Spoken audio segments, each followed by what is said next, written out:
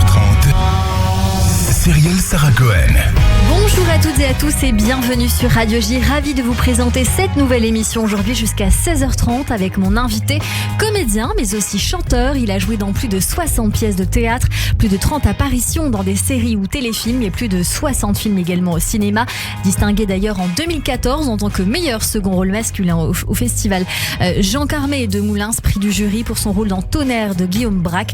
En parallèle, Bernard Ménez n'a jamais cessé d'être sur scène. On le retrouve alors aujourd'hui pour la pièce Sherlock Holmes et l'affaire du Pont d'Or en duo avec Philippe Chevalier. C'est au théâtre de Passy à partir du samedi 1er juillet. L'occasion comme toujours de découvrir notre invité.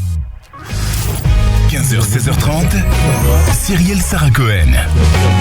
Radio J. Et c'est l'affaire du pont de Thor. Et c'est moi qui ai mal lu évidemment l'affaire du pont de Thor, Sherlock Holmes. Bonjour Sherlock. Bonjour, c'est normal, c'est mon métier de... Et bien sûr, et vous faites très bien Bernard Ménez, c'est évident. Merci d'être mon invité aujourd'hui pour découvrir alors cette actualité, bien sûr. L'envie de découvrir aussi qui vous êtes, au-delà de ce que vous faites. On va tenter, même si je sais qu'il y a 6 ans, vous avez publié votre autobiographie qui s'intitule « Et encore, je ne vous dis pas tout » aux éditions L'Archipel, décidément, et on va essayer alors de savoir ce qu'il manquait. Et pour cela, toujours le début. Bernard Ménez, vous êtes né un 8 août à Mailly-le-Château, dans l'Yonne. Votre papa, Jean Ménez, était agent de la Poste, de père en fils. Votre maman, Germaine Platner, secrétaire de mairie, puis femme au foyer. Vous avez grandi, je crois, à la Garenne-Colombes, dans les Hauts-de-Seine, avec vos 3 frères. Aujourd'hui, avec le recul, quel genre d'enfance vous diriez que vous avez eu ? Alors, on était 4 frères, mais j'étais l'original de la famille, pour 2 raisons. Une raison essentielle, c'est que j'étais le seul à être musicien dans l'âme. Je dirais, à 7 ans, je me suis mis spontanément au piano qu'on avait dans un vieux piano qu'on avait là.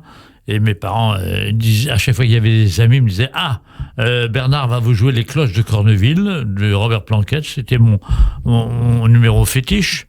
Et puis, la deuxième chose, c'est que j'étais très en retrait au niveau de la timidité, au niveau du rapport avec les autres personnes, en particulier les filles, bien sûr. Et donc... c'est probablement à cause de cette timidité que j'ai basculé dans d'être acteur de théâtre. C'est ça, c'est-à-dire que vous avez, comme c'est souvent le cas, quand on est timide, on essaye d'exorciser avec la scène, de faire sortir ses émotions, et c'est de cette manière, en tout cas, que vous avez réussi à le faire. J'ai pas eu l'intention d'exorciser quoi que ce soit. La seule chose, il y a eu une coïncidence qui fait que vers l'âge de 14-15 ans, j'ai suivi mes études comme mes frères, tous les 4, on était un peu des scientifiques, maths, physique, chimie. Mais il y avait eu une annonce. Alors, après la Garenne-Colombes, on habitait Asnières. Il y a eu une annonce dans les rues d'Asnières, une petite annonce qui a dit une création d'une troupe amateur qui s'appelait d'ailleurs les Comédiens d'Asnières et qui cherchait des jeunes ou moins jeunes, des comédiens, pour faire partie de cette troupe. J'ai répondu à cette annonce parce que à cet âge-là, 14-15 ans, timide et tout, je me suis dit ça peut m'intéresser. Alors, j'ai toujours été quand même intéressé par tout ce qui était artistique, théâtral et musical. Et puis je suis tombé sur un excellent metteur en scène. À l'époque, Pierre Philippe était le metteur en scène de tous les clubs méditerranéens. C'est ce qu'on appelait le Trident. C'était la troupe de théâtre de tous les clubs méditerranéens. Et il faisait du très beau travail. Et quand même, pour commencer, mes 3 premiers auteurs étaient Federico Garcia Lorca, Anton Tchekhov et Jean Anouilh. Donc, j'ai commencé quand même avec des textes qui étaient assez beaux. Et alors, il y a une chose qui est évidente, je me suis aperçu d'une chose, c'est que, alors que, adolescent, j'avais l'impression que quand je parlais aux autres, ça les intéressait pas trop. Et en plus de ça, quand ils me parlaient à moi, ça m'intéressait pas, ce qu'ils me disaient. Donc, c'était un peu difficile. Et tout d'un coup, sur scène, j'ai eu l'impression que, en disant le texte d'un auteur, donc pas le mien, les gens, eux, dans la salle que je ne connaissais pas, non seulement m'écoutaient, et en plus riaient. C'est ça. Donc là, ça changeait la donne, exactement. Et alors après des études secondaires à l'Institution Notre-Dame de Sainte-Croix. Non, Sainte-Croix de Neuilly. C'est pas Notre-Dame. À l'Institution Sainte-Croix de Neuilly. De Neuilly. Vous obtenez votre baccalauréat, vous entrez en classe préparatoire aux grandes écoles scientifiques au lycée Charlemagne. Oui. Vous obtenez un diplôme mathématiques générales et physique. L'année suivante, vous êtes reçu au concours de l'école normale sup de l'enseignement technique, mais vous allez prendre un autre virage, Bernard Ménez. Alors, attention, ce n'est pas la normale sup, c'est une espèce de sous-normale sup, c'est-à-dire c'était les IPES, Institut des professeurs de l'enseignement du second degré, qui proposait, si on réussissait ce concours, de vous accompagner en étant élève-professeur. Vous deviez 10 ans à l'État, mais vous commenciez à être payé tout de suite comme enseignant, enfin comme vous étiez fonctionnaire tout de suite. Et quand, ça c'était en 69, je me rappellerai toujours, non, 69, 64, je me rappellerai toujours, au mois de juin 64, je reçois les papiers qu'il faut signer pour rentrer dans cette institution, et je lis qu'on doit 10 ans à l'État, et que sinon, si on se quitte, on doit payer les études qu'on a faites. Alors là, je dis, ça, c'est pas possible, le théâtre, c'est terminé si je fais ça. Ouais. Alors, j'ai décidé deux choses. D'une part, de ne pas signer, donc de démissionner de cette école immédiatement, de couper mon sursis d'études qui me permettait, et de partir au service militaire tout de suite. Donc, je suis parti, 2 mois plus tard, je partais au service militaire pour 15 mois d'ailleurs, dans le but très précis de me débarrasser de mes obligations militaires, car à l'époque c'était très important, et de faire ce que je veux après. Et alors, qu'est-ce que vous avez fait au retour de votre service militaire ? Alors, au retour du service, il y a plusieurs choses. Premièrement, j'ai commencé à suivre des cours d'art dramatique très sérieusement chez un monsieur qui s'appelait Raymond Girard, qui était professeur de diction au Conservatoire national de Paris. Et par ailleurs, pour gagner ma vie, parce que mes parents ne pouvaient absolument pas subvenir à mes besoins, pour gagner ma vie, j'ai commencé à être instituteur remplaçant. Et là, j'ai été pris sur dossier pour 2 raisons. D'une part, parce que pendant plusieurs années, j'avais été directeur, puis moniteur, puis directeur de colonies de vacances tous les étés. Donc j'avais un certain bagage pédagogique. Et j'avais largement le niveau des études pour pouvoir enseigner en primaire, voire en secondaire. Et donc, j'ai commencé comme ça. Et après, petit à petit, j'ai enseigné dans toutes les classes, du cours préparatoire à la terminale. Et il a fallu choisir. C'est pas comme ça que ça s'est présenté. C'était un peu entre les deux. Je continuais à enseigner. Au début, dans le public, et là, ça me prenait trop de temps. Je suis passé dans le privé.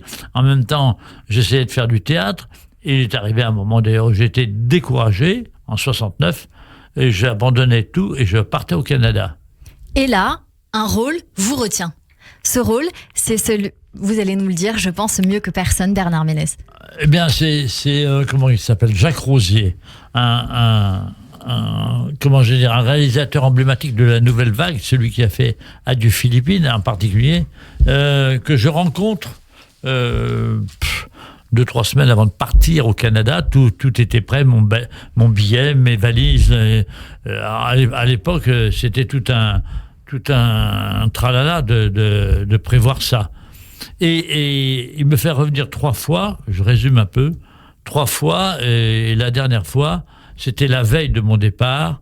Il m'a dit les yeux dans les yeux, au cours d'une soirée, mais partez pas, je vous assure, c'est vous qui faites le film. Et 8 jours plus tard, vous viendrez. Je l'ai fait répéter 3 fois, j'y ai cru et je suis pas parti. Et ce film, c'était Du côté d'Orouet. Absolument. Est-ce que vous direz aujourd'hui que c'est... Après, c'est un petit peu évident, c'est le rôle qui a changé votre vie, votre destin. Si vous étiez parti, forcément, vous n'auriez pas eu la même vie, Bernard Ménez. Ah ça, oui, probablement. Est-ce que vous avez beaucoup réfléchi à ça ? Vous avez dit, j'ai fait le bon choix. Est-ce que ça a été une question dans votre vie ? Vous savez, oui, probablement que j'ai fait le bon choix à l'époque, ça c'est sûr.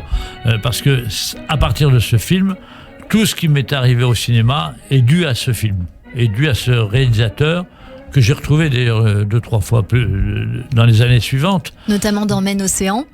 Notamment dans Maine Océan, qui a quand même été le prix Jean Vigo 1986, et pour lequel, vous n'avez pas noté, mais j'ai eu un prix d'interprétation au festival de Vevey. Vevey étant la ville où Charlie Chaplin a vécu ses 20 dernières années. Et donc, il y avait aussi une grande admiration de Pascal Thomas pour Jacques Rosier, admiration telle que pendant des années, il l'a logé, nourri comme son propre frère. Et ensuite, il y avait Truffaut aussi, qui était un grand admirateur de Rosier, ce qui m'a entraîné vers des films de ces deux-là.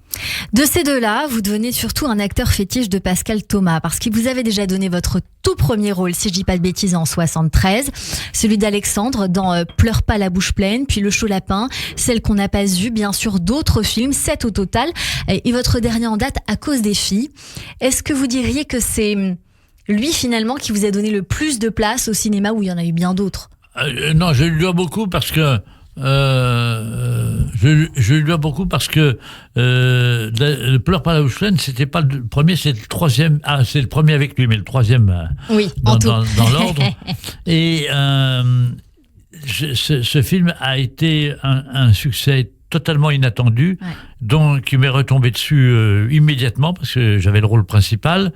Ce qui a entraîné Le chaud lapin, qui a lui aussi eu un gros succès avec le rôle principal. Donc, en effet, Pascal Thomas est pour beaucoup, oui, compte pour beaucoup. Je l'ai d'ailleurs de temps en temps au téléphone encore aujourd'hui.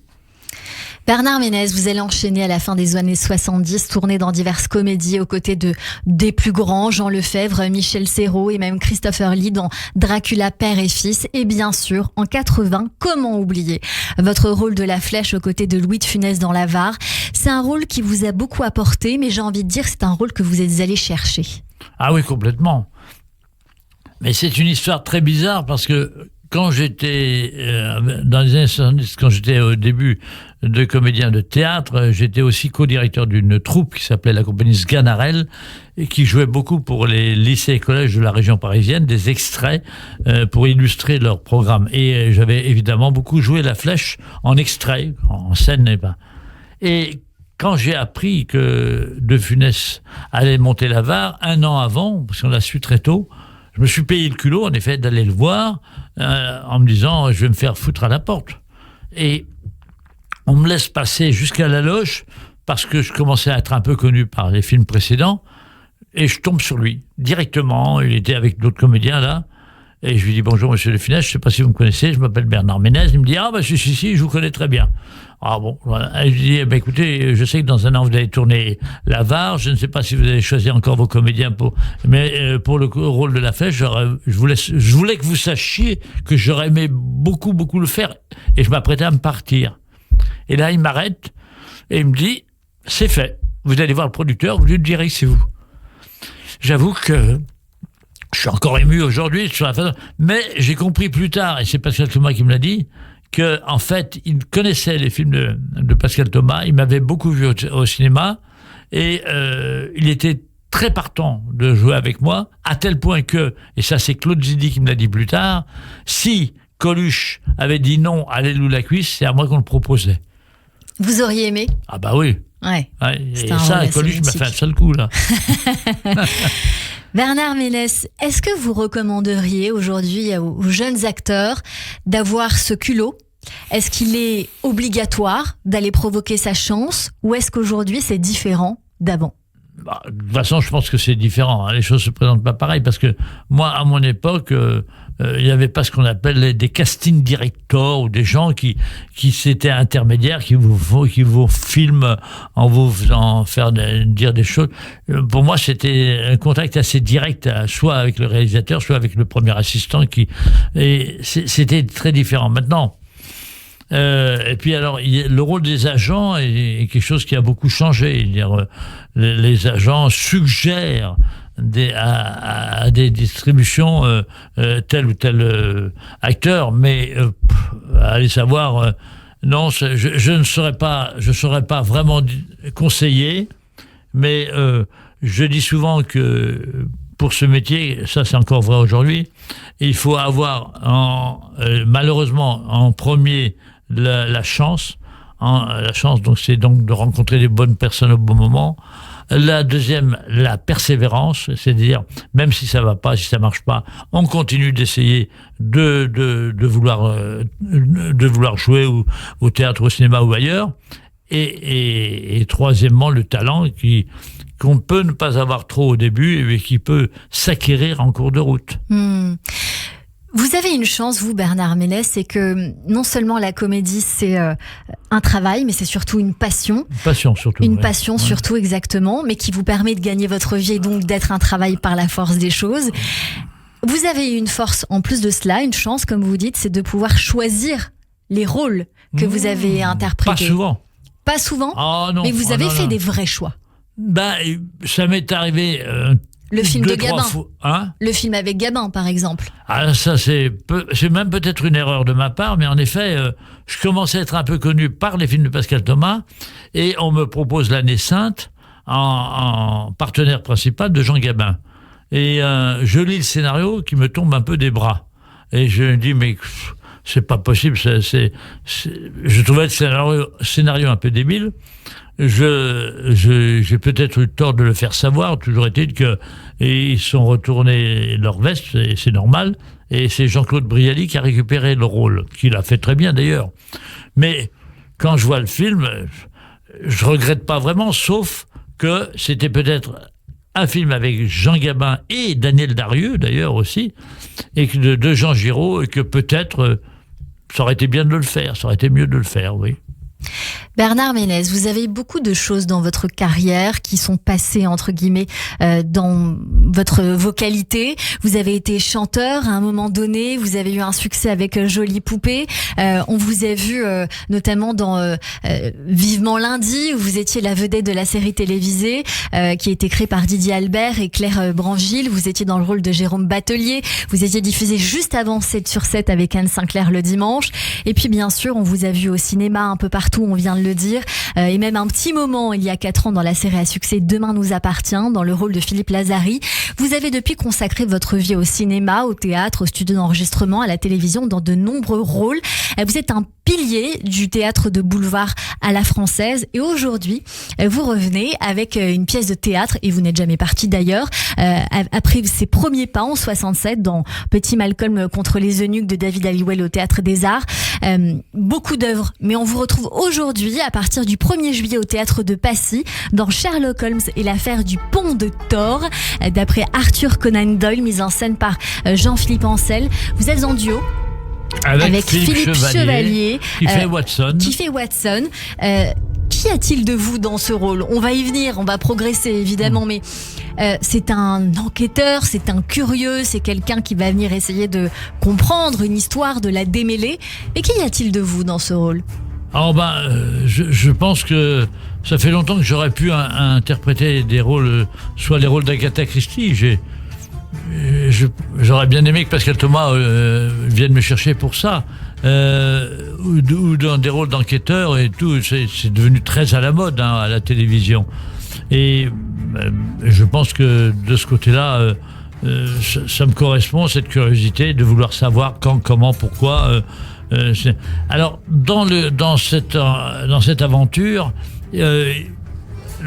ça aurait pu être l'inverse. Ça aurait pu être Philippe Chevalier dans Sherlock Holmes et moi dans Dr. Watson. Mais je pense que mon côté un peu naturellement british me portait plus pour faire Sherlock Holmes. Le rôle de Philippe est très important et peut-être même plus drôle que moi. Mais c'est une décision qu'on a prise d'un commun accord. C'est vous qui avez choisi de faire tel ou tel rôle ? C'est avec l'accord de Philippe. On a hésité je me dis même que si ça marchait très très fort, on pourrait envisager de switcher. Oui. Ouais. Ouais. Et ben, vous voyez, depuis que vous en parlez, je me suis dit pourquoi pas, ce serait peut-être drôle de faire 2 représentations différentes. Alors attendez, il y a un texte énorme, il y a un travail de mémoire énorme. Alors il faut d'abord que tout ça se passe très bien, et on en reparlera dans plusieurs mois. Et ça va très bien se passer, il n'y a pas de raison, Bernard Ménez. Comme la tradition le veut, évidemment, dans Sherlock, vous menez l'enquête dans une comédie qui, ici, est familiale, débridée, pour savoir qui a tué Maria, l'épouse du milliardaire, qui, dans l'œuvre d'origine, je crois, à la nouvelle, est sénateur américain, Neil Gibson, dans leur propriété du nord de l'Angleterre. Racontez-nous un petit bout de cette intrigue, quand même. Bon, c'est le point de départ que vous venez de dire, c'est-à-dire, en effet, il y a un milliardaire, et sa femme vient d'être tuée, on ne sait pas trop qui, quand, comment. Et il y a derrière tout ça des intérêts un peu diverses, et en particulier aussi une jeune gouvernante qui s'occupe de leurs enfants, qui est assez jolie, assez jeune, pour penser qu'elle est au nœud, elle est au centre de l'affaire. Et puis évidemment, les indices avancent pas à pas. Moi, j'ai un peu envie de dire, un peu comme Agatha Christie ou les films policiers bien ficelés, quoi. Le truc est... Alors, il y a l'intrigue qui est l'essentiel de cette pièce de théâtre, parce que c'est une nouvelle de Conan Doyle, très connue d'ailleurs, parce qu'elle a fait l'objet de films à la télévision ou même au cinéma. Elle a été adaptée pour le théâtre par Jean-Philippe Ancel et Georges Mathieu. Pour la première fois avec vous. Oui, en France. Oui, et il y a d'abord l'intrigue, il y a ensuite, évidemment, on essaye d'apporter de l'humour, et Philippe et moi, et le texte, et en plus de ça, et ça c'est sur mon initiative, le metteur en scène a placé des intermèdes de musicaux chantés. Alors, les paroles sont de Jean-Philippe Ancel, parce que c'est des paroles liées directement à l'intrigue, mais sur des musiques d'Offenbach. On va écouter un petit bout de Jacques Offenbach, La vie parisienne. Pour info, au départ, cette œuvre s'appelait Le problème du pont de Thor. C'était l'une des 56 nouvelles d'Arthur Conan Doyle. C'est exactement ce que vous disiez, Bernard Ménez, qui mettait en lumière le détective Sherlock Holmes, paru pour la première fois dans la revue britannique Strand Magazine en mars à peu près 1922, avant d'être regroupé avec d'autres nouvelles dans le recueil qui s'intitule Les archives de Sherlock Holmes. Et je crois qu'elle avait en effet défrayé la chronique pour cause. Son intrigue est incroyable. Alors je connais la fin parce que je suis allée creuser et je ne la dirai certainement pas. Vous nous avez donné envie d'y aller. Bien évidemment, c'est une comédie, voilà, avec du rire. Vous parlez de ce fameux Watson qui est lunaire, surprenant, poète, pas insensible au charme féminin, fidèle à vous, on va le dire, Sherlock. Et vous, comment vous êtes sur scène ? Eh bien, moi, je suis entre guillemets un petit peu plus professionnel, c'est-à-dire que ce qui m'intéresse avant tout, c'est l'intrigue et de résoudre une intrigue. C'est ma passion, c'est la passion de Sherlock Holmes toute sa vie. C'est-à-dire que dès qu'il a fini de résoudre une intrigue, il ne demande qu'une chose, c'est de se retrouver sur une autre intrigue. Et sinon, pour lui, il perd son temps en des banalités et il attend que la roue tourne pour la prochaine fois. On le dit d'ailleurs dans le texte. Mais moi, je ne cherche pas du tout à faire rire. Alors, il peut arriver que je fasse rire, mais malgré vous. Ça sera un peu à mon insu, oui. Ouais. Et pour le découvrir, alors on vient vous rejoindre, Bernard Ménez, à partir du 1er juillet pour la pièce Sherlock Holmes et l'affaire du pont de Thor au théâtre de Passy dès le samedi 1er juillet. Je le répète encore une fois, dans un instant, poursuivre cette émission qui passe déjà très très vite avec nos chroniqueurs qui nous rejoignent pour découvrir vos goûts culturels qui en disent long sur vous, Bernard Ménez. Mais tout de suite, le rappel des titres. 15h, 16h30. Cyrielle Sarah Cohen. Radio J.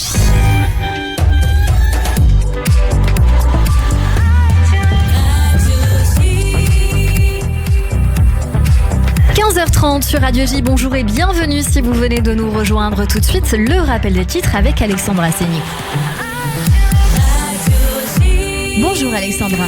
Bonjour, à la une de l'actualité, les autorités israéliennes font état d'une tentative de tir de roquette depuis Jenin. Les services de sécurité israéliens ont cependant indiqué que l'incident ne représentait plus une menace pour les villes israéliennes. Politique, ambiance houleuse en perspective au Parlement à Jérusalem. Les débats reprennent aujourd'hui à la Knesset sur le projet de loi de réforme judiciaire. Benjamin Netanyahou devrait attendre que le texte passe en première lecture pour évaluer la réaction des Israéliens avant de décider si d'autres éléments de la réforme pourront ou non être votés. Justice, le producteur israélien de films Arnon Michlin est en ce moment auditionné dans le cadre du procès Netanyahou pour corruption. Auditionné depuis hier, il a décrit comment le Premier ministre et sa femme demandaient régulièrement des cadeaux somptueux.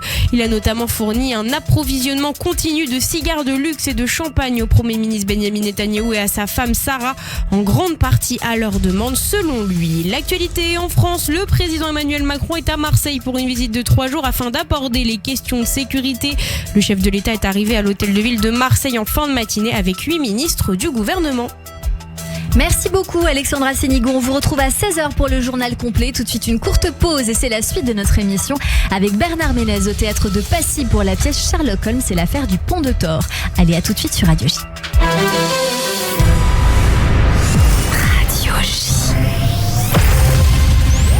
Radio J. Radio J. Tous les lundis, 21h, 22h. Classico. Radio J. Salut, c'est Steve Nadjer. Je vous attends ce soir à 21h pour Classico, votre émission 100% foot sur Radio J. Ce soir, un invité exceptionnel dans Classico, Daniel Riolo de l'Afterfoot. Coup d'envoi ce soir, 21h. Et vous le savez, le lundi sur Radio J, c'est Classico. Radio J. Caroline Fourest, directrice de la rédaction de Franc-Tireur. Franc-Tireur, c'est un journal de combat, contre les excès, contre les extrêmes. Parce que l'époque est aux radicalités, à la polarisation, à la manipulation, nous, on a eu envie de se battre pour la nuance. Franc-Tireur défendra la raison avec passion. Franc-Tireur, tous les mercredis chez votre marchand de journaux. Radio J. Radio J. Radio J. Radio J. 15h, 16h30. Cyrielle Sarah Cohen. Sur l'antenne de Radio J de retour. Merci de passer votre après-midi avec nous jusqu'à 16h30 avec mon invité aujourd'hui Bernard Ménez pour la pièce Sherlock Holmes et l'affaire du Pont de Thor dès le samedi 1er juillet au théâtre de Passy. Et dans cette partie d'émission, Bernard, on va découvrir toute la culture du moment ou d'avant selon vos goûts pour découvrir des choses que vous affectionnez, qui vous ressemblent ou qui pourraient vous plaire. Et mes acclamations, mon enthousiasme, viva notre bienfaiteur. Olé, olé, olé. Et tout de suite, on part au théâtre avec Christophe Barbier pour découvrir votre œuvre au théâtre Bernard Ménez. Bonjour Christophe. La carrière théâtrale de Bernard Ménez, chère Cyrielle, est une énigme. Et puisque votre invité s'apprête à redonner vie à Sherlock Holmes, lançons l'enquête. Comme sur les scènes de crime, les apparences sont trompeuses. Bernard Ménez n'est pas seulement un acteur de boulevard. Certes, il a joué avec succès du Marc Camoletti, du Georges Wolinski, du Robert Lamoureux ou encore le célèbre Pauvre France, à la suite notamment de Jean Lefebvre. Mais Bernard Ménez a aussi joué Molière, Shakespeare et Marivaux. Son interprétation du Legs de Marivaux en 2014 au Théâtre de Poche a d'ailleurs montré sa subtilité comique et sa virtuosité technique, langue difficile que la langue de Marivaux. On a même vu Bernard Ménez dans Turcaret, un petit bijou oublié du début du XVIIIe siècle. Et oui, la comédie française, ça mène à tout. Par ailleurs, dans le domaine du rire, Bernard Ménez a également servi Georges Feydeau et Eugène Labiche, ce qui est tout sauf facile. Et plus près de nous, il a joué plusieurs pièces du regretté Éric Assous, le meilleur auteur contemporain sur les vicissitudes du couple. Citons aussi Croque-Monsieur de Marcel Mitois et surtout Patate de Marcel Achard, immortalisé par Pierre Dux, des classiques du boulevard, plus que du boulevard. Et terminons par deux bijoux inclassables. Une visite inopportune, une pièce sur le sida signée Copie et Le Gros, la Vache et le Ménate, une absurdité musicale jouée récemment au Théâtre du Rond-Point. C'est d'ailleurs le deuxième résultat de notre enquête. Bernard Ménez s'est adonné fréquemment à l'opérette, servant Jacques Offenbach comme Francis Lopez. Troisième découverte de notre investigation, Bernard Ménez est monté brièvement sur les planches brûlantes de la politique. Même s'il a rapidement renoncé, ayant moins d'électeurs que de spectateurs, espérons qu'il reviendra mettre un peu de piment dans la présidentielle 2027. Menons Ménez à l'Élysée, ça peut faire un slogan. Enfin, quelles que soient les preuves accumulées contre lui, Bernard Ménez est acquitté grâce à une circonstance atténuante absolue. Il y a 40 ans tout juste, il chanta « Jolie poupée », dont la mélodie trotte encore dans nos têtes.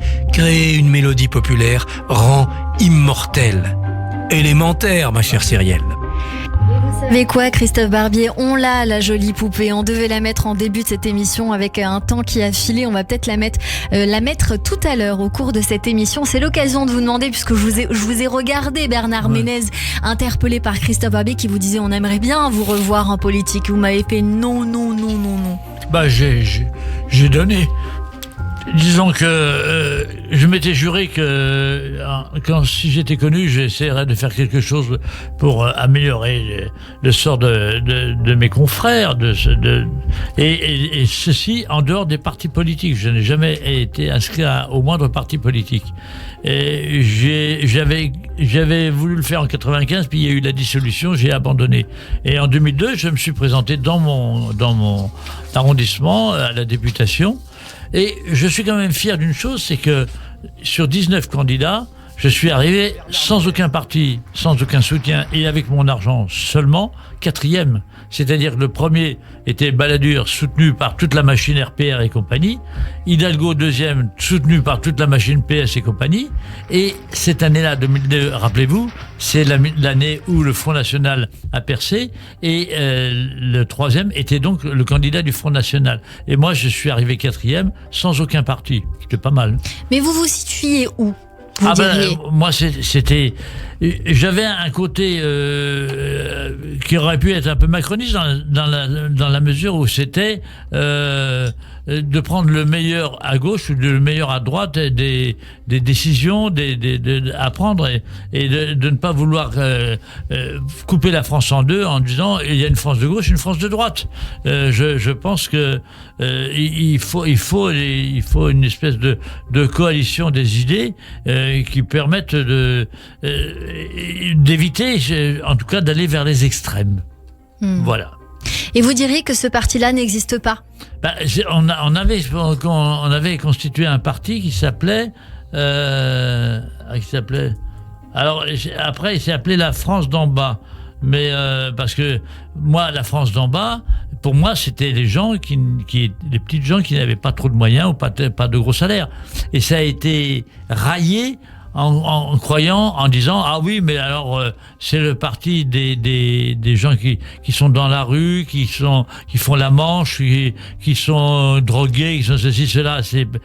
Et d'ailleurs, c'est un truc qui avait été repris par Raffarin, la France d'en bas, mais lui, c'était bien.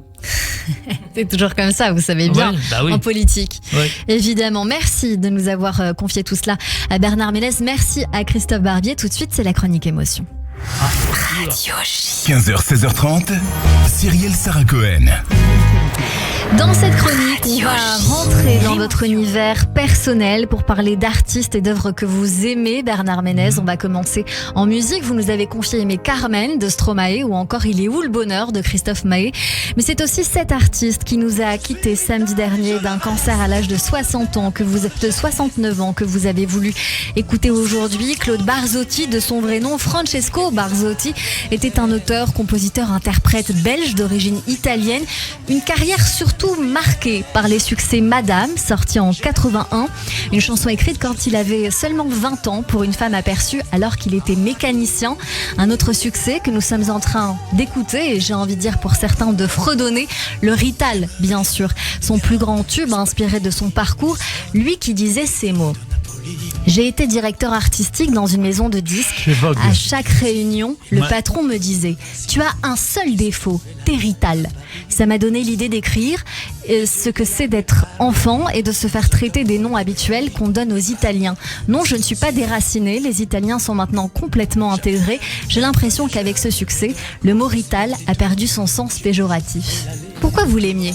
Je l'aimais beaucoup parce que il s'est trouvé qu'après la Jolie Poupée, je me suis retrouvé, on m'a proposé de faire la tournée du podium européen sur les plages. Alors moi j'ai fait toute la Bretagne pendant 15 jours. Et la vedette principale, c'était Linda de Souza qui à l'époque était au sommet de sa carrière. J'étais le numéro 2, j'ai chanté 3 chansons, dont Jolie Poupée, Qu'est-ce qu'il a en haut, qu'est-ce qu'il a en bas, et L'Orange Bleu, qui est une très jolie chanson, beaucoup plus mélancolique. Et le numéro 3 de ce podium, c'était lui. Et il arrivait avec le Rital, Madame, etc. Et après, il y avait une école de samba brésilienne qui a été à l'origine de mon film Men Océan plus tard. Mais j'ai donc côtoyé Claude Barzotti pendant 15 jours, et c'est vrai que il était...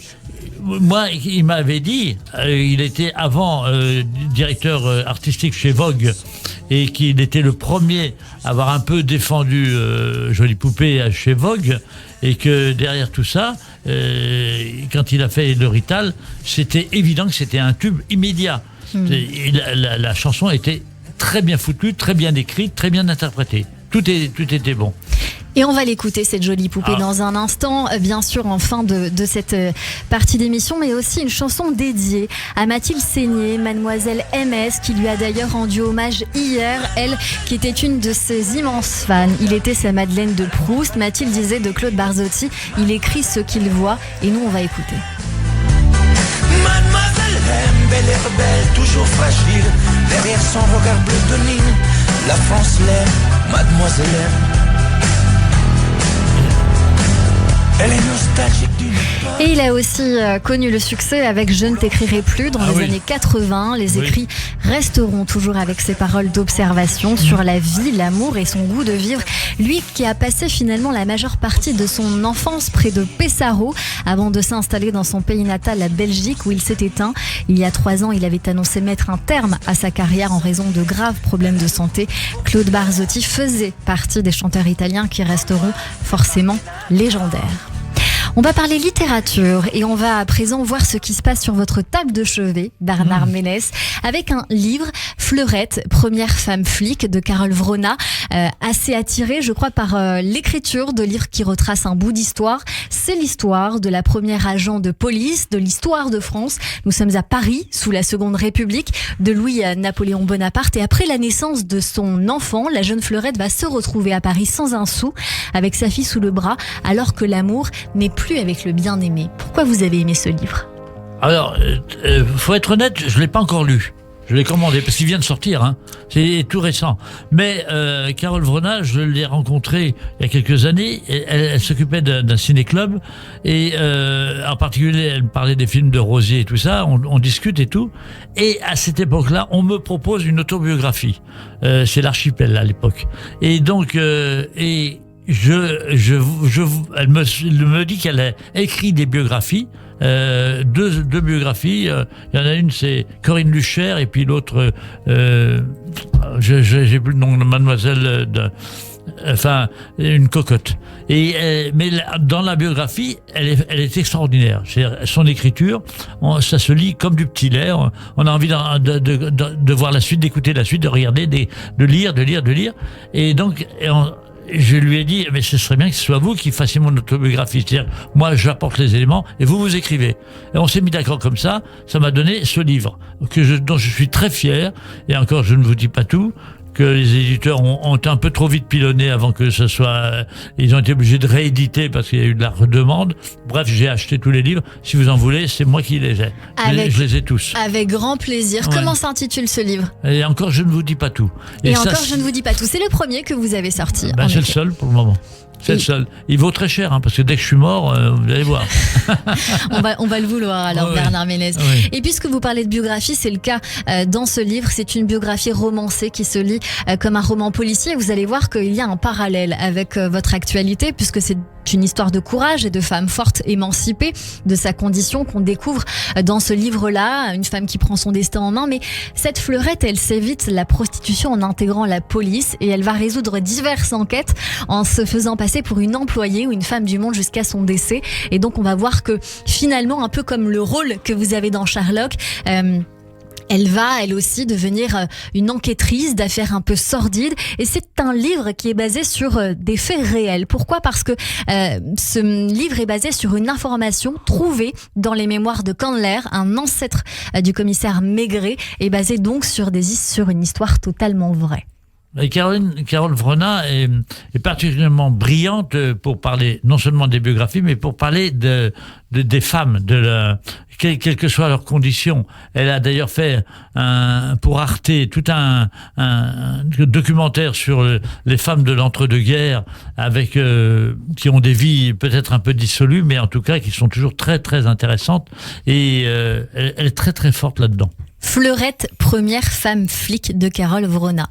Une page d'humour, Bernard Ménez, si vous me le permettez, que vous dédiez à Stéphane Guillon, dont vous aimez le travail, je crois savoir, et cela tombe bien, puisque les amoureux de sa verve peuvent l'apprécier en ce moment en tournée, puisqu'il est de retour sur scène, il analyse, il questionne, décortique, compile 18 mois d'absurdité sur la période Covid, de non-sens, dit-il, de revirements, comme rarement une société en avait produit, la NUPES, le RN, les élections présidentielles, même la réforme des retraites, la guerre en Ukraine et la politique française et internationale. Un extrait.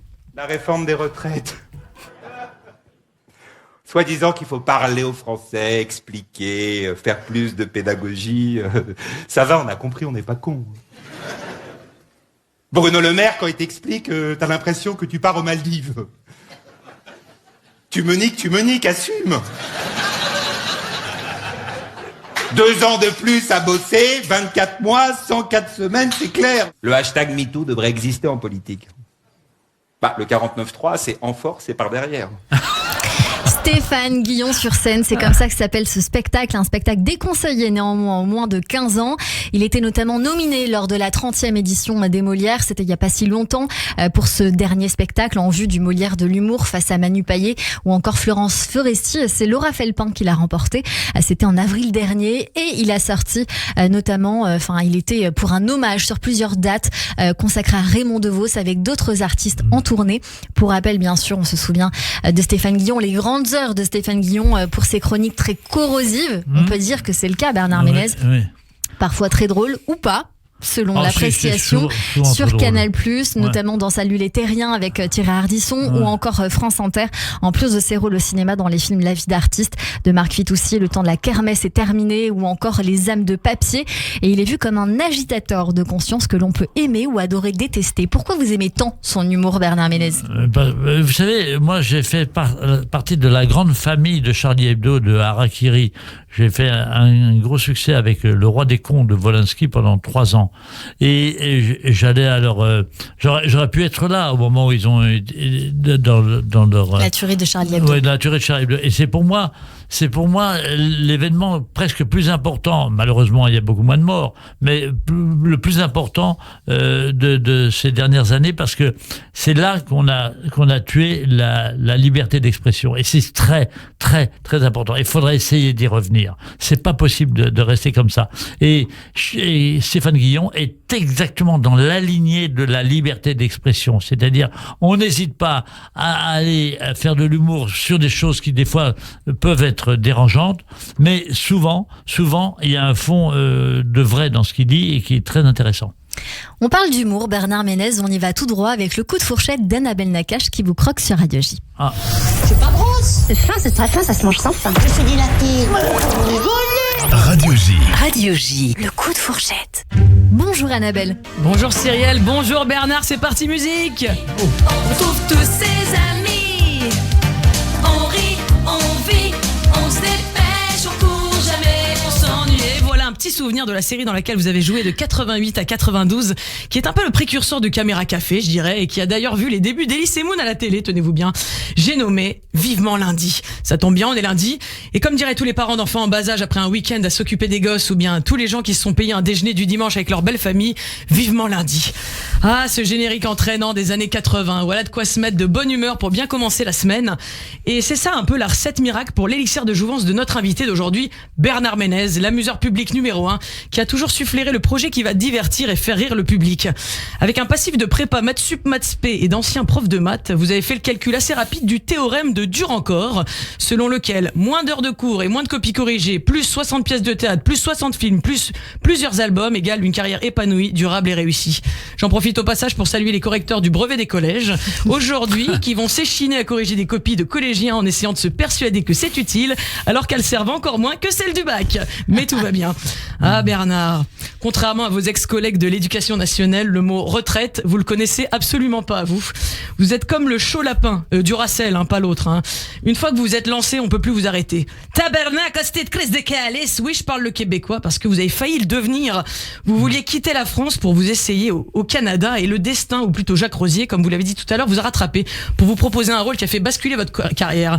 Et après ça, les rencontres se sont enchaînées. François Truffaut, Louis de Funès, mais surtout la rencontre avec le public que vous faites rire depuis près de 55 ans au théâtre. Alors pour continuer sur votre lancée, vous vous attaquez à un rôle emblématique après Robert Downey Jr., après Benedict Cumberbatch, Henry Cavill, Charlton Heston et Michael Caine. Vous vous attaquez au monument Sherlock Holmes, le détective le plus connu de la Terre, que vous jouerez donc à partir de samedi au Théâtre de Passy avec Philippe Chevalier qui, une fois n'est pas coutume, délaissons Las Palais pour interpréter votre Watson. Ce coup de fourchette sera donc un coup de filet puisque vous allez vous allez nous plonger avec vous au cœur de l'enquête. Voilà. Et bien moi aussi, pour vous connaître un peu mieux, j'ai mené mon enquête. Musique. Culinairement parlant, qui est... C'est pas la bonne. C'est l'autre. On reprend. Musique, piste 2, Sherlock Holmes. C'est parti. Si on l'a pas, tant pis, c'est pas grave. Ça arrive.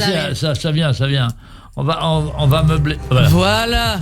Je vous mets dans l'ambiance quand même, on est dans Sherlock Holmes. Ouais. Et oui, culinairement parlant, qui est Bernard Ménez? Reprenons aux origines. Ménez, nom breton avec une pointe de consonance espagnole. Bernard, comme le Bernard l'ermite, est un jeune homme introverti qui a peur de sortir de sa coquille, mais qui va faire du théâtre pour surmonter sa timidité et pouvoir plaire aux filles qui, au fur et à mesure des tournages, va prendre confiance en lui. Et sur le tournage de Chaud Lapin, tiens, encore lui, et encore une référence culinaire, il rencontre la belle Maribel, femme de caractère d'origine 100% espagnole. Il l'épouse, donc logiquement, si tous les indices concordent, il se pourrait que le plat de la maison ne soit pas les galettes de sarrasin, mais plutôt la paella que va lui concocter sa femme. Et bingo, le plat préféré de Bernard Ménez est la paella, mais pas n'importe laquelle, mais bien si et seulement si c'est celle de sa femme Maribel, et qu'il ne s'amuse pas à dire qu'il aime une autre paella parce que sinon ça va chauffer pour lui. Valencia, pas Valenciana. La paella Valenciana. De Valence. Ah, Dios mio, Santa Paella Valenciana. Qu'est-ce qu'elle a d'extraordinaire? On veut tout savoir. Le Valencia est le cœur même de la paella. C'est la vraie paella espagnole, c'est là. Et ma femme est de Valencia. D'ailleurs, mes enfants, mon enfant et mes petits-enfants sont là-bas en ce moment. Elle fait ça très bien, tout naturellement. Eh ben regardez, on vous a ramené plusieurs paellas et vous allez reconnaître celle de votre... Non, je plaisante avec vous, bien sûr. J'aurais adoré. Ah oui. Bon, CQFD, en tout cas, c'est votre plat préféré, ce qu'il fallait démontrer élémentaire, mon cher Watson. Ouais. Eh bien, en tout cas, c'est un plat qui vous va bien. Divers, comme le nom du parti politique que vous aviez créé. Voilà. C'est ça que vous cherchiez tout à l'heure. Et avec lequel vous vous êtes présenté à Paris. Dommage que vous n'ayez pas été élu. Je suis sûr que vous auriez fait quelque chose pour qu'on puisse mieux circuler dans Paris. Oui, parce que depuis qu'Hidalgo gère, fait semblant de gérer plutôt, on peut plus stationner à moins de se prendre un... Mais joli PV. Joli PV. Sur le pare-brise posé. Joli PV. Tu me fais pleurer. Et en parlant d'amande, revenons à la cuisine. Comme vous l'avez dit, Claude Zidi vous a dit que vous auriez pu jouer dans l'aile ou la cuisse si Coluche n'avait pas accepté le rôle. Bravo, merci Coluche. En même temps, si ça se trouve, c'est peut-être parce que Michael Jackson a refusé Jolie Poupée que vous avez été au box-office devant lui et Thriller pendant plusieurs semaines. Il a pas refusé, mais je suis passé devant. Voilà. On sait jamais. Allez, on va faire courir la rumeur, comme les enquêtes. Et des chansons, vous en avez enregistré des dizaines comme celle-ci. Je me prends pour Al Pacino, je suis tellement beau, c'est trop. Au volant de ma Ferrari, en costard les souliers vernis. Une rousse, une blonde, une brune. Je les aime toutes une par une, deux par deux ou bien par trois. Elles sont toutes mes ragazza. Voilà, je me prends pour Al Pacino. J'espère que vous vous prenez plus pour lui parce que sinon vous serez... Le message est passé. Le message est passé. Le message Hidalgo, est passé. si vous vous n'êtes nous pas un entendez, ami il y a de Anne monsieur. Hidalgo, je crois, Bernard Ménez. Bah là, non, plus maintenant, non. C'est depuis ça? C'était depuis ça? Non, j'ai commencé un peu avant, mais j'étais plutôt. On a même été ensemble à des réunions politiques. Ça m'est arrivé.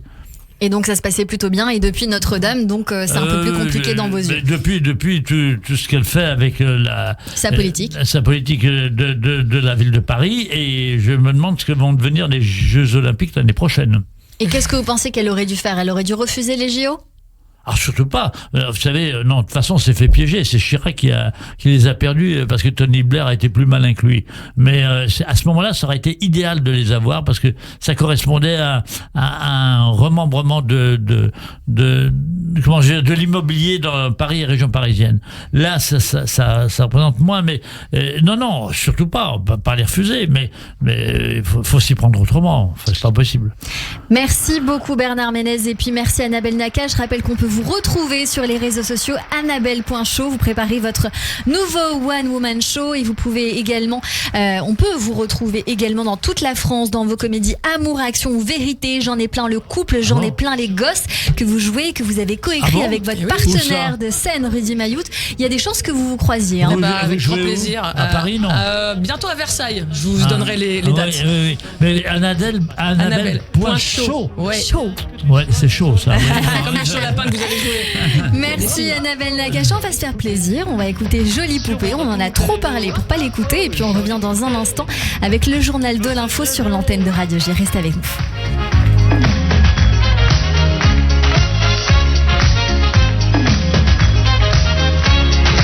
Ma jolie fleur exotique dans l'Ixanli, mon oiseau de la Martinique a fait son nid.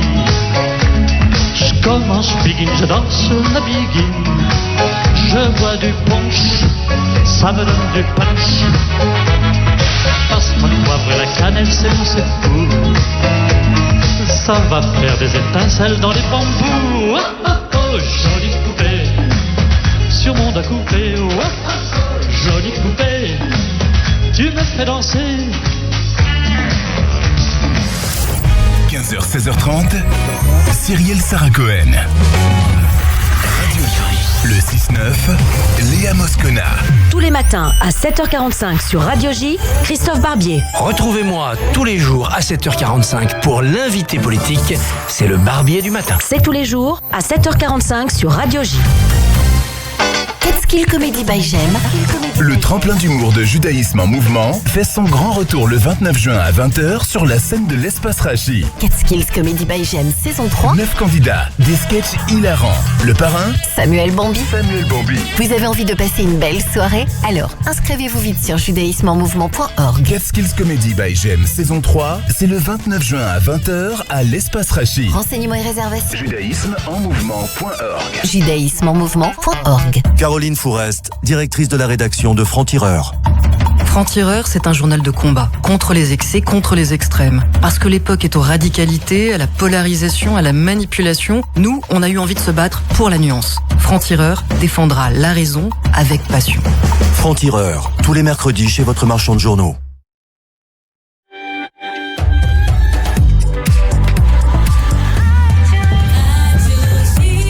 Il est 16h sur Radio J. Bonjour et bienvenue. Tout de suite, le journal de l'information avec Alexandra Sénicou.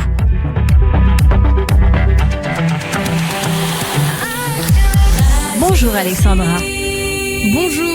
À la une de l'actualité, l'ambassade des États-Unis exclut les ministres d'extrême droite Itamar Ben-Gvir et Bezalel Smotrich de la liste des invités à la fête du 4 juillet à la Maison-Blanche. La liste des invités pour l'événement du jour de l'indépendance de l'ambassade comprend des personnes avec lesquelles Washington entretient des relations de travail étroites. C'est ce qu'a déclaré un porte-parole de l'ambassade américaine au Times of Israel dans un communiqué.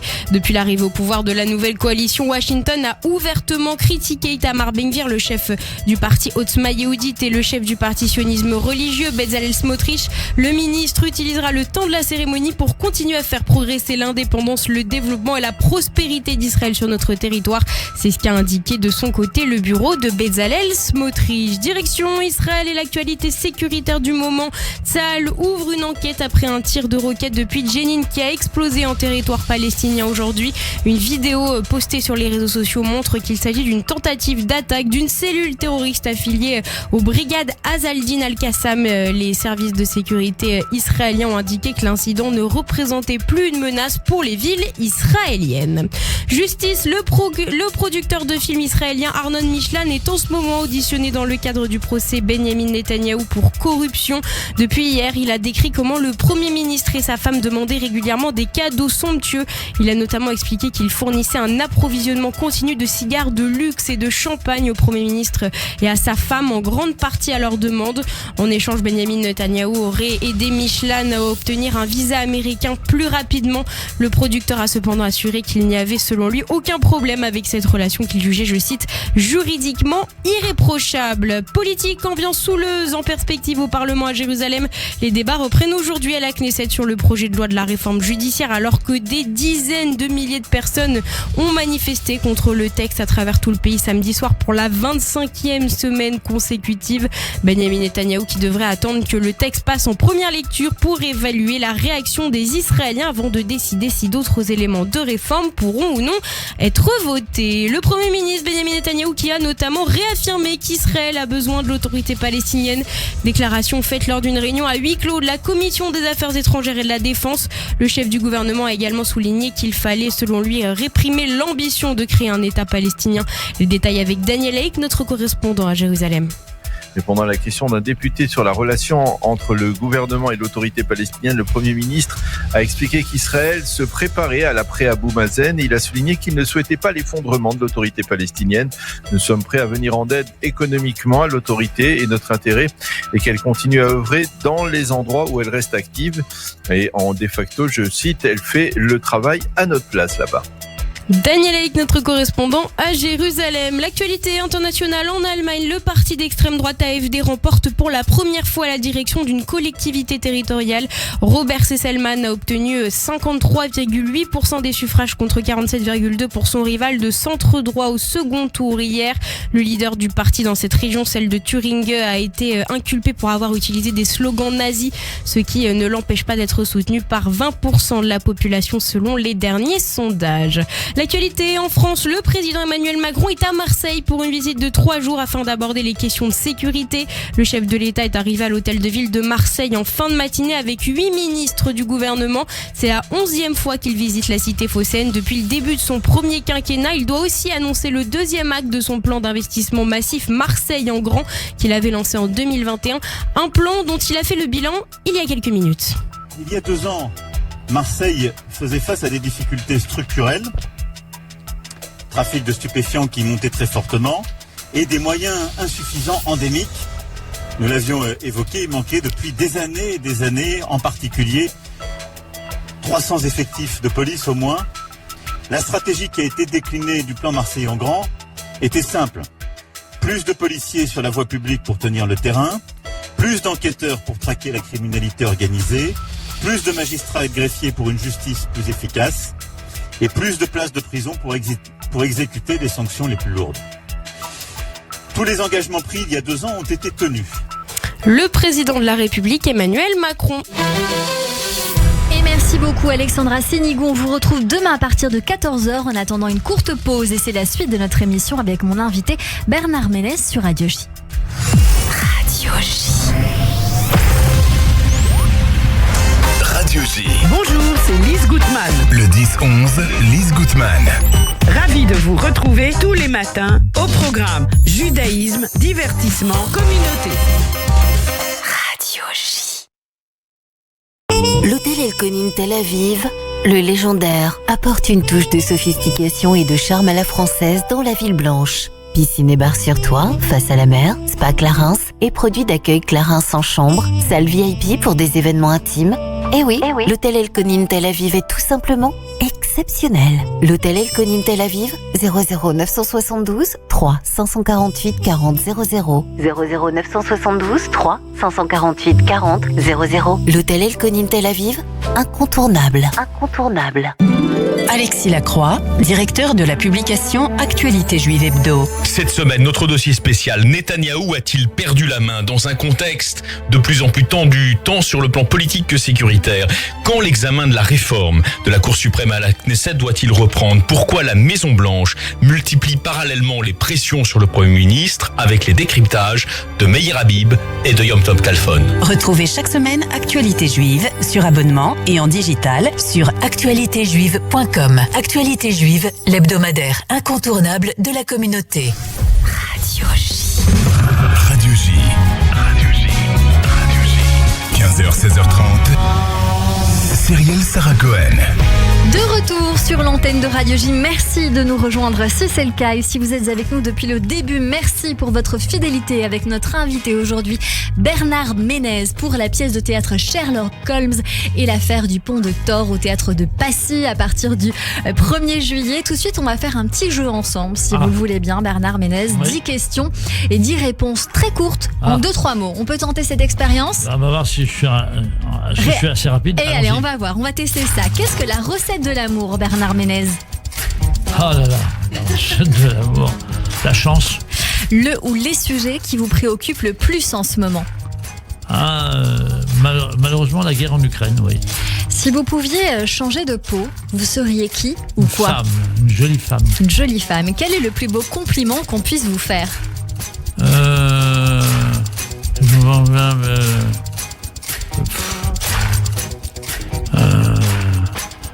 Ça m'intéresse ce que tu dis. Ça m'intéresse ce que tu dis. Et qu'est-ce que vous avez fait de plus incroyable, de plus fou pour quelqu'un? Pour quelqu'un? Ouais. À l'époque que j'ai commencé à connaître ma femme, je me suis payé le voyage tout seul à Valencia sans trop savoir si... Ce qui vous attendait là-bas. Ouais. Si elle allait être au rendez-vous quelque part. Si je me trompais pas, quoi. Et donc je me suis tapé quand même les 2000 km en voiture, aller-retour, rien que pour ça. Mais vous avez bien fait de prendre des risques. Finalement, oui. Eh bien, oui. La plus belle qualité humaine, qu'est-ce que c'est pour vous, Bernard Ménez? La tolérance, ou en tout cas la liberté d'expression moi c'est les qualités qu'avaient ces gens de Charlie Hebdo, Volinsky, Rezer, Cabu, et Cabu était pour moi un ami aussi très proche,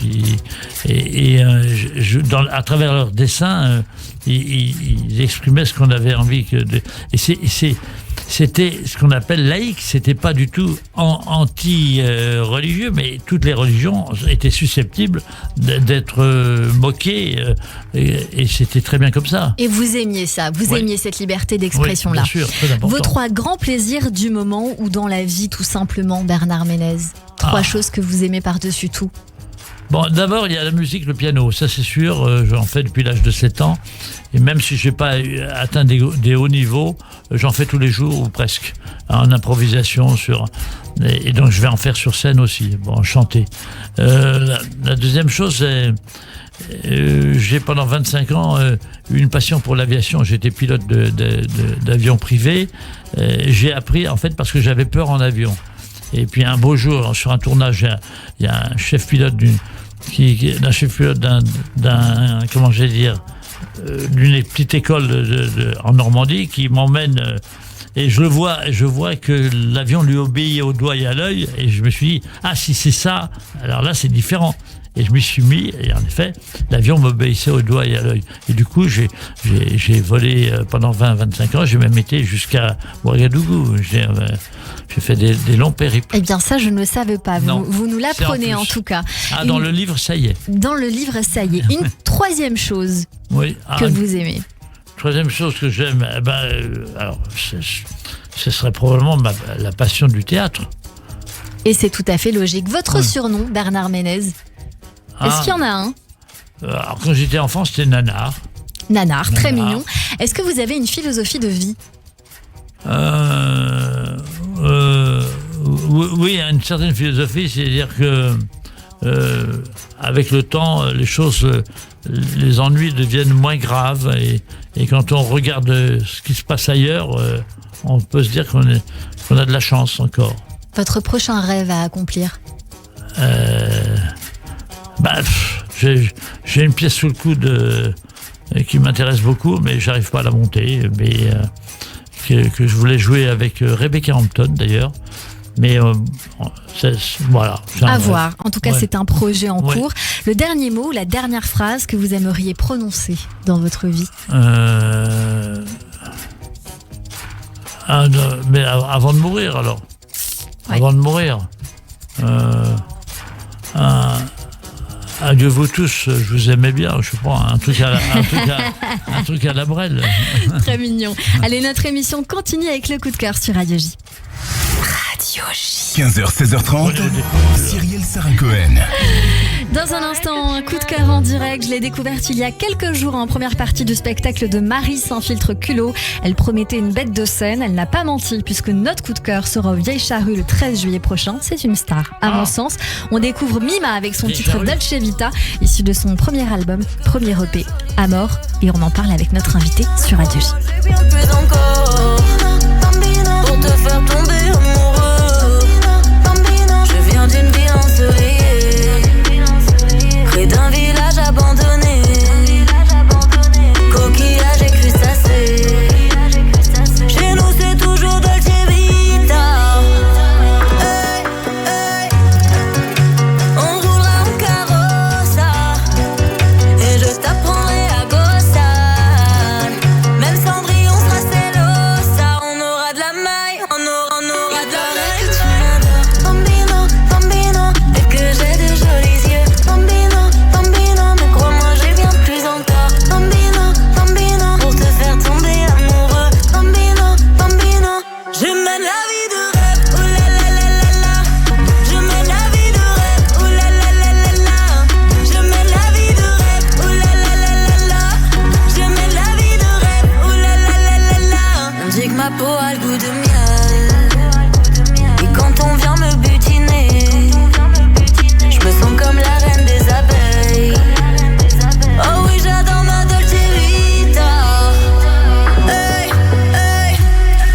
Je veux des paillettes dans ma vida, devenir une star comme Dalida. Je veux jamais ressentir de vida.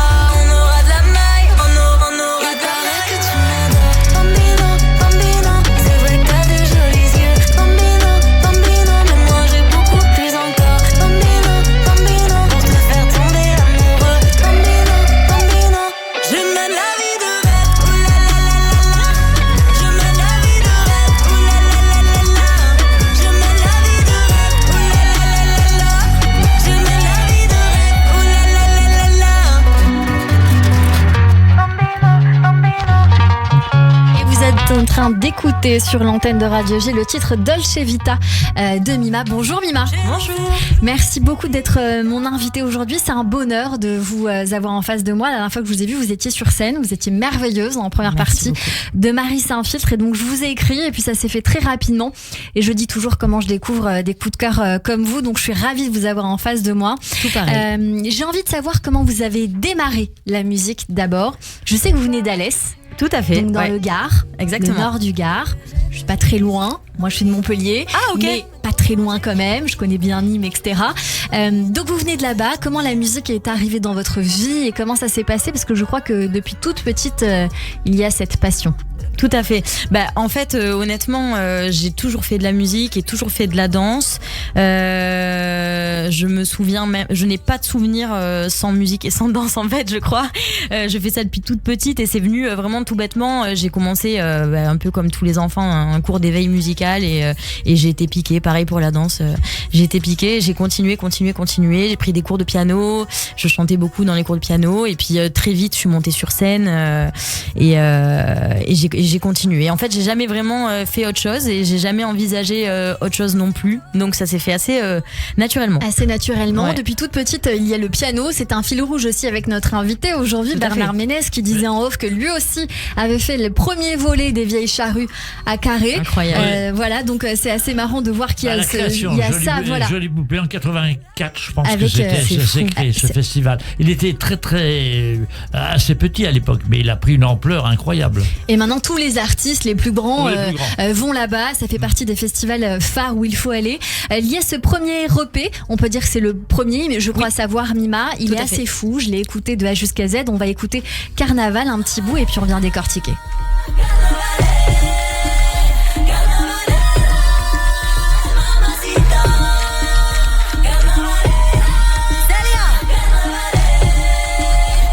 Parece que la vida es un carnaval.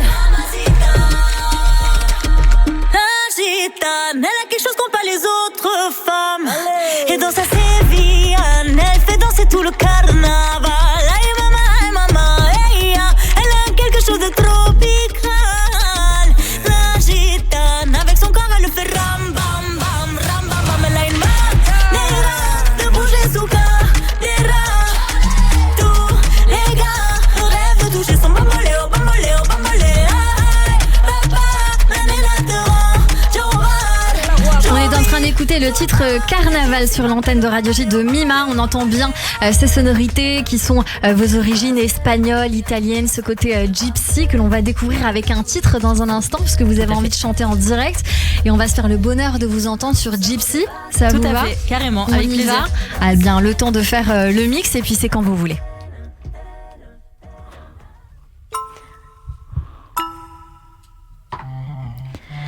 Ce n'est pas ton jour de chance, mi amor. La mort, la mort, la mort. La mort, la mort, la mort. J'ai tiré la carte de la mort. La mort, la mort, la mort. Je te jette la mala suerte, la mala suerte. La suerte, la mala suerte. Je te jette la mala suerte, la mala suerte. La suerte, la mala suerte. J'ai le pouvoir d'une gypsy, bom bom bom. Y'a des chats noirs dans ta ville, que de la jaguar dans ma ville, bom bom bom. J'ai vu notre amour se consumer le jour où elle a posé son regard sur toi. Cette fille t'a vraiment sorcelé. Qu'elle vaille de magie noire. Je te jette la mala suerte, la mala suerte. La suerte, la mala suerte. Je te jette la mala suerte, la mala suerte. La suerte, la mala suerte. J'ai le pouvoir d'une gypsy. Y'a des chats noirs dans ta ville, que d'un jaguar dans ma ville. Hey, faut pas se frotter à des gypsies. Jalali, jalali, jalali. Hey, gypsy, jalali, jalali, jalali. Prends la caravane et les armes. Prends la carrière et mes larmes. On se reverra dans les flammes. Aïe, aïe, aïe. Faut pas se frotter à des gypsies.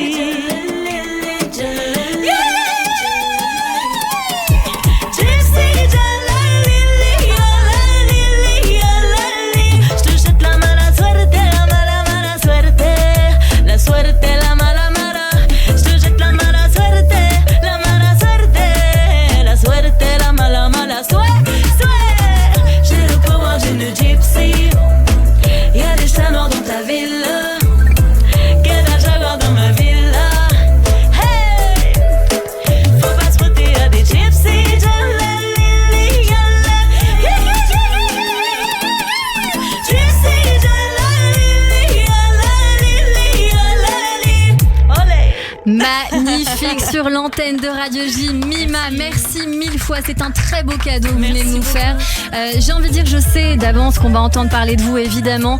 Vous êtes produite par Universal, donc évidemment qu'ils ont bien fait de prendre soin de vous et de vous garder dans leurs mains. Je tiens à dire que vous êtes quand même avec un tout petit parcours, mais quand même, il y a pas mal de... Enfin, vous êtes très jeune, mais vous avez quand même pas mal de choses à votre actif. Vous avez travaillé notamment avec un rôle dans la comédie musicale Le Magicien d'Oz. Vous chantez sur la BO de plusieurs longs métrages. Vous avez fait pas mal mal de choses qu'on ne doit pas dire forcément, on ne va pas tout citer, mais en tout cas, cet EP, il est là, il est merveilleux. Merci, c'est adorable. Et j'ai envie de terminer, si on a le temps, quelques petites secondes avec, pour moi, un refrain que je trouve magique dans votre album Amor, qui est Casanova.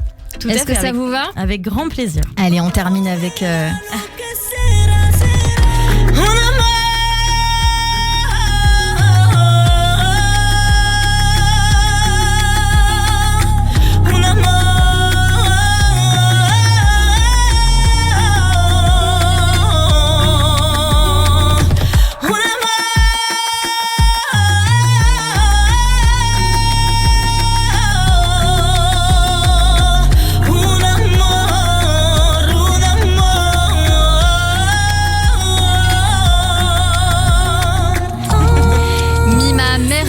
Mima, M-I-M-A-A sur l'antenne de Radio J. Merci pour ce beau cadeau. On vous retrouve le 13 juillet prochain aux Vieilles Charrues. Un mot de la fin, celui que vous voulez, c'est vous qui décidez. Eh bien, merci beaucoup Radio J, j'étais très contente d'être avec vous. Et c'était un bonheur de découvrir votre musique et votre premier EP Amor à découvrir sur Spotify, sur toutes les plateformes d'écoute, streaming, YouTube, etc. Merci Mima de nous avoir fait le bonheur de vous entendre sur l'antenne de Radio J. Tout de suite, le portrait de notre invité.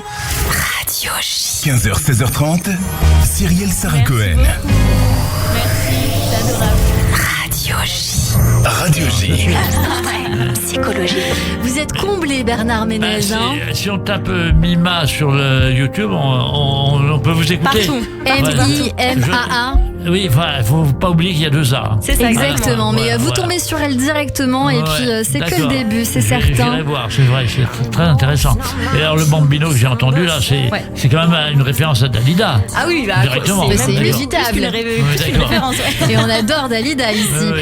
Bernard Ménez, on a pour habitude de débriefer ces minutes qu'on a passées ensemble. Et à côté de moi, il y a Sandy Boulanger qui a rédigé même un petit bout de ce qu'on a dit. Votre portrait, en somme. Bonjour Sandy. Bonjour Cyrielle, bonjour Bernard Ménez. Bonjour Sandy.